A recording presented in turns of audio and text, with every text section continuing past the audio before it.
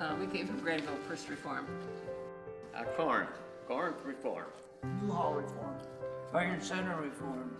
Homeacres Reformed. Jamestown Reformed.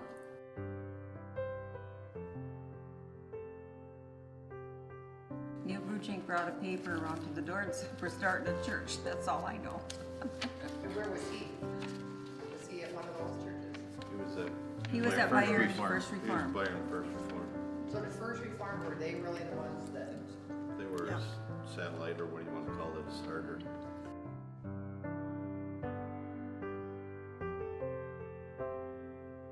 D. Harrington, I think. D. In the woods. We had a contest. They said I got a prize, but I don't remember the prize. Keep coming to church. And I swear I didn't get one. It's still coming. Oh. Maybe at the 50th. It's old.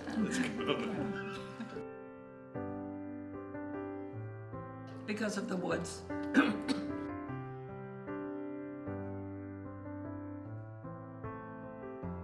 Well, let Scott tell you what day it was. It was my birthday in 1962, so that's why I don't forget it. I don't remember the service, but it knows on my birthday. Remember? The first time I saw coffees and cookie at church.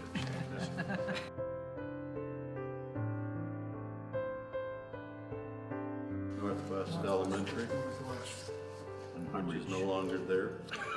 Oh, they told me. I didn't know that. How long did you live there for? 70. 2 years. 2 years. Well, when did we start services here? I think it was fall of 70, like November.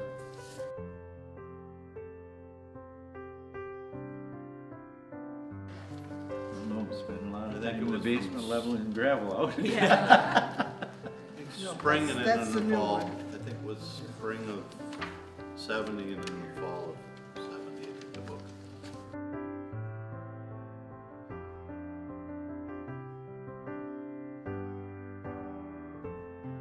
My daughter Shelley said she can remember walking, Yep. but she only remembers walking from the corner down here. But I think that we walked I from think from school. the school. to we church. walked from Yeah, school. from the school. I was thinking about that last night, and there was only 5 houses then on 68th Street, and now there's 23. So, and that was a cornfield where the golf course was, and all them houses Yeah. along there were not there at that time. So, things have changed a lot in 50 years. We needed the exercise. Couldn't afford a bus. That big I think we thought it was our first big stop.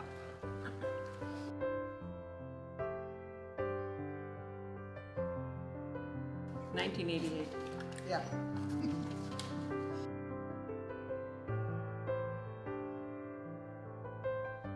Treehouse. Treehouse. I worked there. You worked there? Who was the first teacher? Sam Pat Bruchink. something, That was yeah. Pat? Pat Dehan. Thanks. I couldn't. Then I just Sue Ann remembered Bruchink, that. right? Sue Ann was a teacher? Peggy Sue Ann was Gradable was the assistant. And then And Donna Whitney was assistant. Oh, Bev Zunderman also taught there, and Marcia Swart. and Sue and Brugy did. How many kids did you have down there at like the biggest? About 22, I think. There was 3 classes when I worked there. Whose idea was it, like, why have a preschool in the basement? Like, what was just a reach out? Reverend Ben Mannon wanted it, thinking it would serve the area. What year was that, sir? But I worked with Carol Donater. Oh, She was, I think, the last one. let's see. Started in 72. 72, yeah.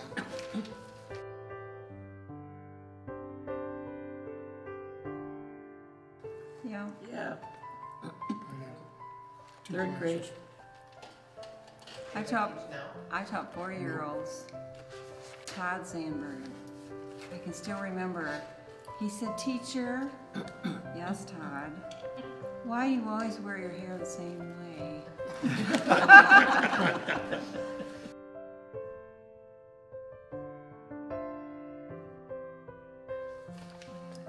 I husband and I had the youth group for 2 years. I always said that was the best volunteer job I ever did. No, we had 14 kids, and any of you kids in?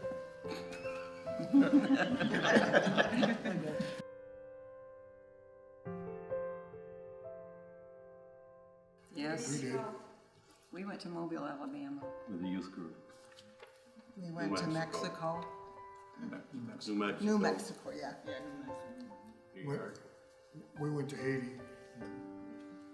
I went to New York, Kentucky, Wisconsin. Yeah, I went to Kentucky. Kentucky too. Okay. Yeah.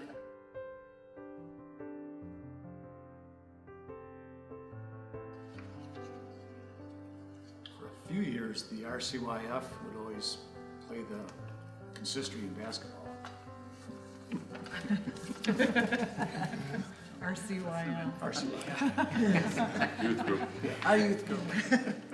We had a group that we went to Cran Hill with, my wife and I. I don't even know who the other two were. We went to Grand Hill and Santinga was here because we had a lot of fun. I can remember putting on my bathrobe and strumming his guitar and singing in front of everybody. And every summer, the Simon Fosters were members, and his son Simon, and they always had us all, all the church could go out to their cottage. We had a big potluck, and we always had a really great time on that. And Donna was at Cran Hill and they were riding horses and somebody hollered, "Are you having fun?" And she, do you want to run? She thought she said, "Are you having fun?" And they took off running and scared the right out of her.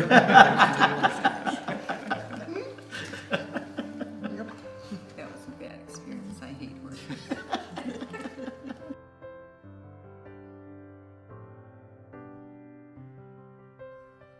It was very close. I could walk through the woods. It always seemed like family. I thought we had a bunch of good people, you know. And we always had a good pastor that, you know, read from the Word, sacraments, stuff like that. So I think because our kids were younger when we went, and, you know, it was just something we were all involved with the church, and just never ever thought about anything different. It's just been a great 50 years for me. Family atmosphere. Yeah. Well, for a lot of us kids, it's pretty much the only church that we've ever known, you know. Considering some of us started when we were 8, 9 years old. So you just don't move out of it, you know, when you're in something good.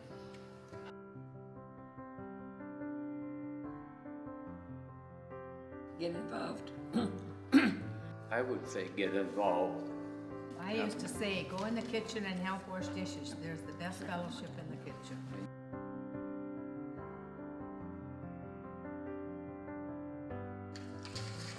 One that follows the Bible.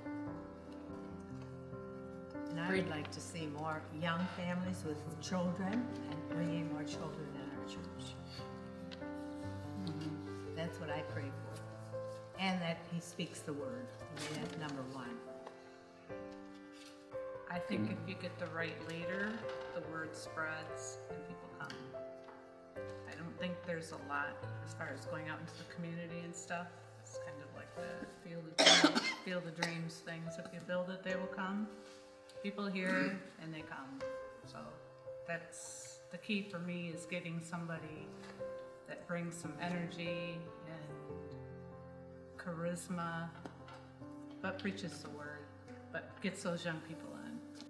We're coming at it from a good place, so financially, and where our church is at right now. So I think we have a lot of really good things for a minister to look at with potential. So.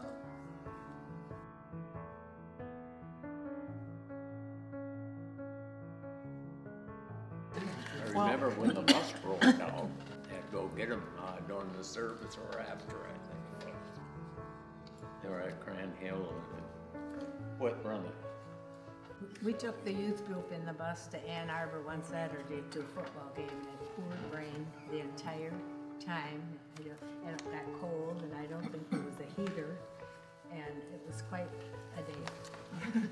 Couldn't afford it, still. I know. I know, but hopefully the kids had fun.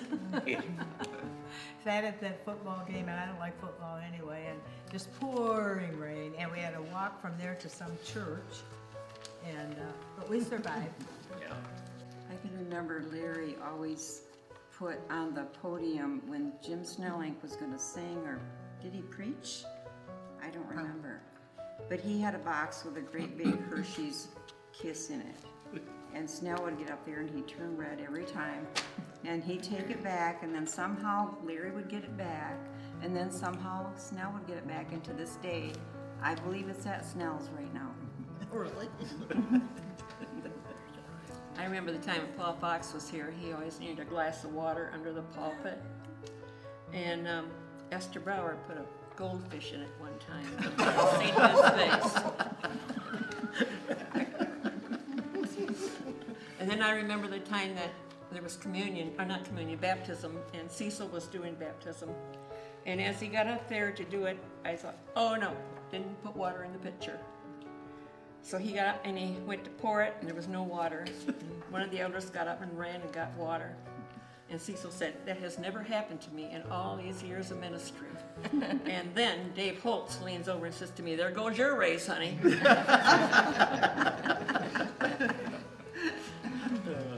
I got a couple more. You know, they used to go behind me when I was vacuuming and stand right behind me, and I'd turn around and I'd scream. Well, I got even. I went and got myself a mannequin, I put a wig on it and a dress, and I set it in the men's bathroom. You want to hear a preacher scream? They scream.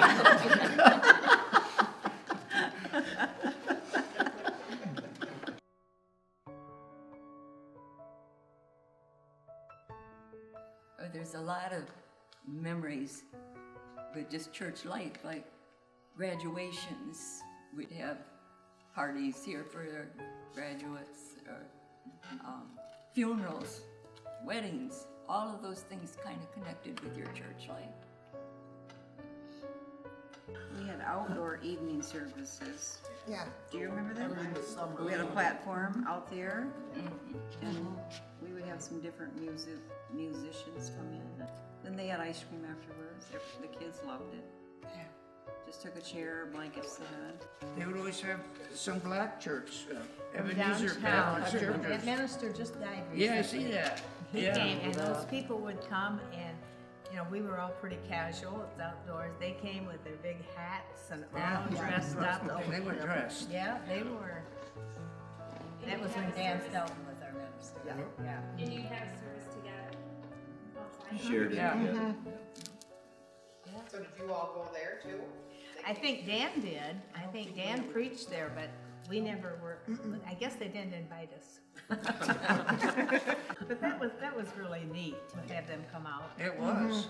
I think it was a really good outreach thing. We used to have that black guy, that baseball player, I think, Oh, Chet. yeah. Chet Still Lemon. have one of Yeah. those. Yeah, Signed. yeah. Chet Lemon, he used to come, he used to come What was every his once in a while. name? Pat Kelly. Chet Lemon. Pat Kelly. Pat Kelly. Oh, Pat yeah. Kelly. That was a friend of Dan Stoughton's, and he was at our church different times. Yes, and one time Mary and I were playing piano organ, and when he introduced Pat Kelly, we didn't tell Dan Stoughton. We started playing "Take Me Out to the Ball Game." He didn't know what to say. We used to meet on Sunday nights over behind the parsonage. When Reverend Sandy was here, there was a big hill back there. We would meet there on that hill and have our Sunday night service. I don't remember the reason, but I remember somebody went by and said, "What does Woodhaven know that we don't know? Is Jesus coming soon and they're getting closer?" Because we're on the hill. Because we were on the We hill. lived on the farm that had church on the hill. Do you guys all remember those Wednesday night softball games Yeah. at the Yeah. backstop? Yeah, we had ball in our backyard. That was fun. Practice that.